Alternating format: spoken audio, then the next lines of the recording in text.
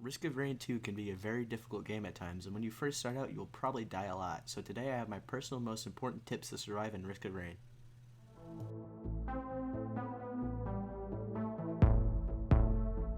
Alright, so my first tip is to pick a character. You want to pick a character and stick with that character. Learn the moveset and abilities of this character, and you will get better at the game over time because you become more familiar with this one character.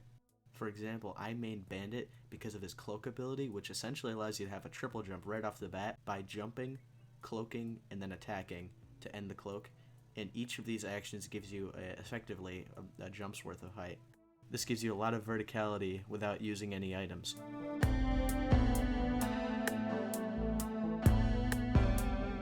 Especially if you're first starting out or you're trying to get a challenge done so you can unlock a character or something like that.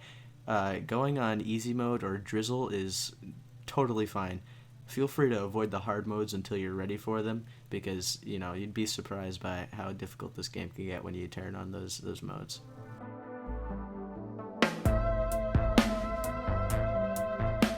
Alright, for the third tip, I have read ability details. So whenever you're selecting your character, go look at the details of their abilities and their weapons to make sure that you fully understand everything. Like, for example, I didn't realize that Bandit gets a 2 times damage bonus when attacking from behind until very, very long into playing him. And now that I've discovered this, it's a major element of how I play him.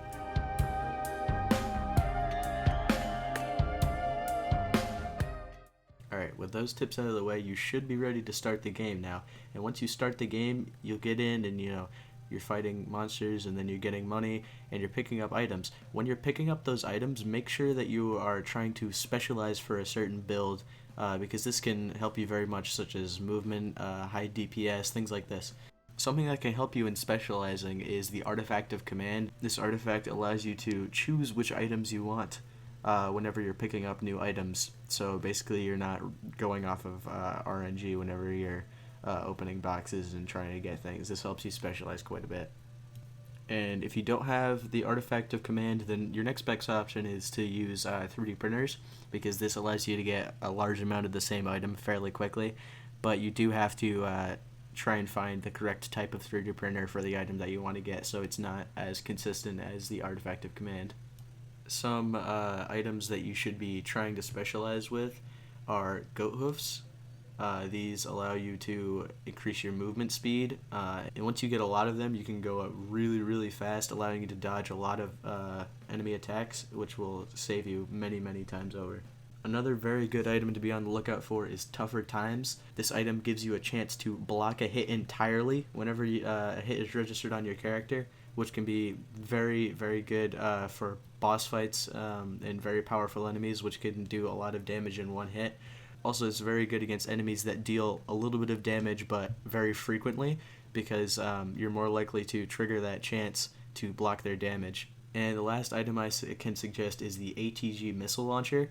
This item grants a 10% chance every hit you do against an enemy to spawn a missile that does 300% of your base damage, and that goes up with by 300% each one of these items that you have. So if you have 2, then it's 600. If you have 3, then it's 900. So once you get a lot of these, you can do a lot of damage. So especially with fast firing characters where you're having a lot more of chance to have that be triggered, you are able to increase your DPS drastically with this item.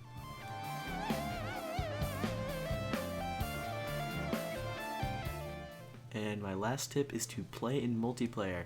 If you get some friends on the game, it becomes a lot easier because you have the enemies targeting them instead, so there's less damage on you. And also, if one player dies or multiple players die, as long as there is one player alive who can finish the stage, everyone gets to come back after the end of the level. So multiplayer makes the game much, much easier. Alright guys, thanks for watching. That's going to be it for my Risk of Rain tips. If you enjoyed the video, please leave a like and consider subscribing. And maybe even watch this video of me and my friends playing West Hunt. It's a very good video. I do highly recommend it. Alright, see ya.